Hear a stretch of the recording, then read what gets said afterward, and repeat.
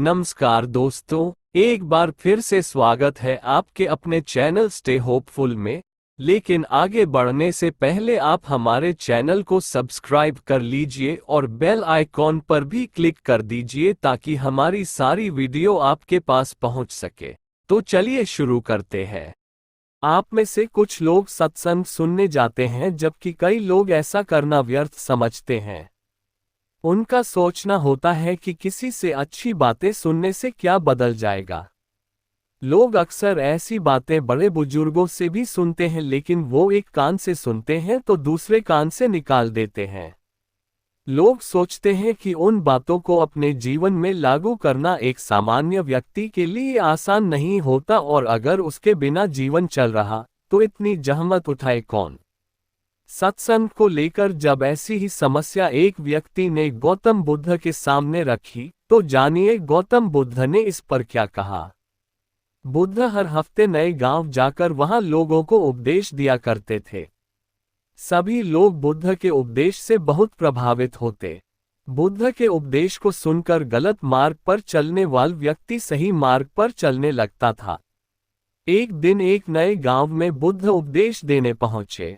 उपदेश सुनने के लिए भक्तों की भारी भीड़ मौजूद हुई। उन्हीं भक्तों में एक भक्त ऐसा भी था जो भीड़ कम होने का इंतजार कर रहा था। फिर जैसे ही भीड़ कुछ कम हुई, वह बुद्ध के पास गया और बुद्ध के सामने उसने अपना संशय रखा। उसने बुद्ध से कहा, गुरुजी, आप 3 दिनों से लगातार उपदेश दे रहे हैं। 3 दिनों से मैं भी लगातार आपका उपदेश सुनने आ रहा हूं, पर फिर भी मेरे मन में एक उलझन है।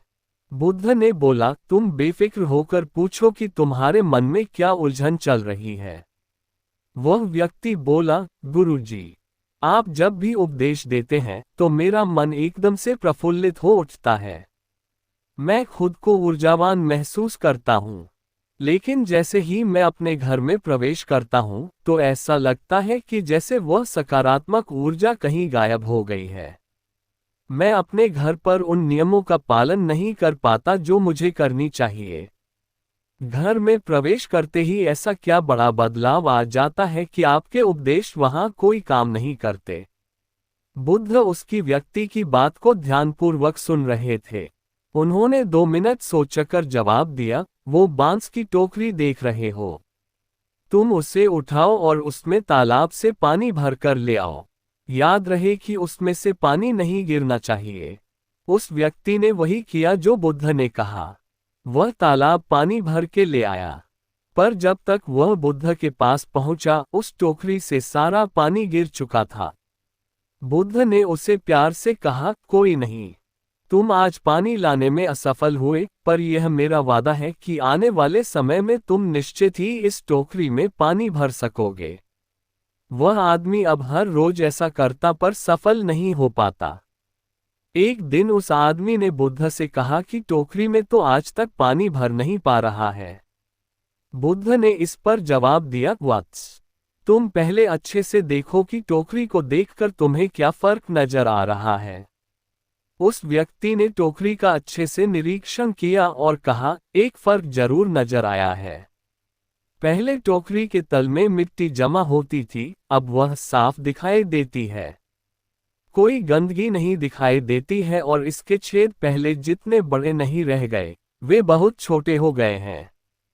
तब बुद्ध ने उसे समझाया, यदि इसी तरह इसमें पानी निरंतर डालते रहोगे तो कुछ ही दिनों में ये छेद फूलकर बंद हो जाएंगे और टोकरी में पानी भर पाओगे।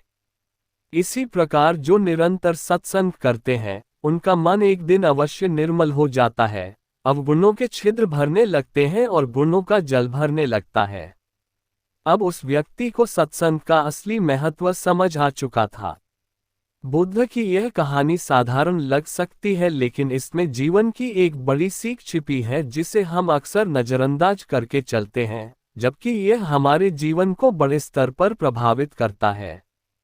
वह सीख है अच्छी संगति रखना, अच्छी सोच और अच्छे लोगों के संपर्क में रहना।